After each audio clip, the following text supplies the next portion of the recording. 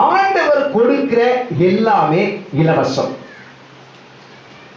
அது மன்னிப்பாகட்டும், ரட்சிப்பாகட்டும், தெய்வீக சுகமாகட்டும், பாதுகாப்பாகட்டும், விடுதலையாகட்டும், எல்லாமே கர்த்தர் கொடுப்பது எல்லாமே இலவசம்.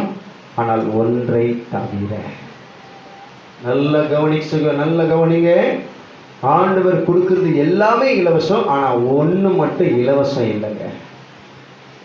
ஒன்று மட்டும் இலவசம் கிடையாது.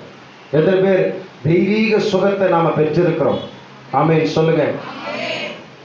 ஆண்டவர் என்னுடைய நோயிலிருந்து எனக்கு சுகம் தந்திருக்கார் பிரதர், என்னுடைய வாதை நீங்கி இருக்குது, இப்ப என் ஆண்டவர் வீட்டுல சுகமா வச்சிருக்கிறாரு, கர்த்தருக்கு ஸ்தோத்திரம். இலவசமா கொடுத்தாரா?